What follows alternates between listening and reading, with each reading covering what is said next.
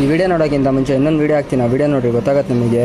ಈ ವಿಡಿಯೋದಲ್ಲಿ ನೀವೇ ಹೇಳ್ರಿ ಅವ್ನು ಮಾಡ್ತಿರೋ ಸರಿ ನಾನು ತಪ್ಪಂತ. ನೋಡಿರಿ, ತಲೆ ಕತ್ತರಿಸ್ಬಿಟ್ಟು ಒಳ್ಳೆ ಕುರಿದು ಚರ್ಮ ಸುಲ್ದಂಗೆ ಸುಲಿತಾನೆ ಬಳಿ ಮಗ. ಸುಲ್ಬಿಟ್ಟು ಒಳ್ಳೆ ಚಿಕನ್ ಥರ ರೋಸ್ಟ್ ಮಾಡ್ಕೊಂಡು ತಿಂತಾನೆ ಬಳಿ ಮಗ. ಇಂಥವ್ರಿಗೆ ಏನು ಹೇಳ್ಬೇಕಂತ ನೀವೇ ಕಮೆಂಟ್ ಮಾಡಿರಿ. ಯಾಕೆ ಗೊತ್ತಾ, ಬೈಬಾರ್ದಂತೀನಿ ಆದರೂ ಬೈತಾ ಇದ್ದೀನಿ. ಬಳಿ ಮಗಂಗೆ ಆದಷ್ಟು ಶೇರ್ ಮಾಡಿರಿ. ನೋಡಿರಿ, ತಲೆ ಕತ್ತರಿಸ್ಬಿಟ್ಟು ಹೆಂಗೆ ಮಾಡ್ತೇನೆ ನೀನು.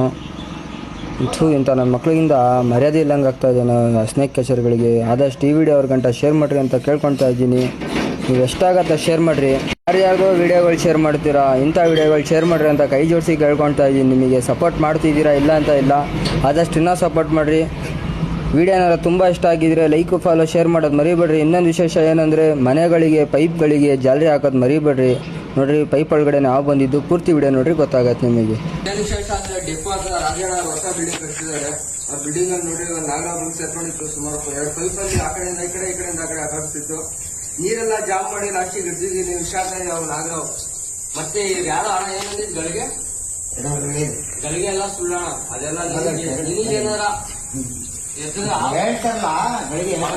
ಗಳಿಗೆ ಎಲ್ಲ ಸುಳ್ಳು. ಗಳಿಗೆ ಏನು ಇರೋಣ ಇದ್ರಲ್ಲಿ ಹಿಂಗ್ ಗೊತ್ತಾಣ ಯಾವಲ್ಲಿ ನಿನಗೇನಾರ ತುಂಬಾ ಎದ್ರಾದ ಇದ್ರೆ ಕಷ್ಟದಾಗ ಎದ್ದುಕೊಂಡ್ರೆ ಬೇಗ ಸುತ್ತೀಯ, ಎದ್ರಿಲ್ಲ ಅಂದ್ರೆ ಬದುಕೊಂತ.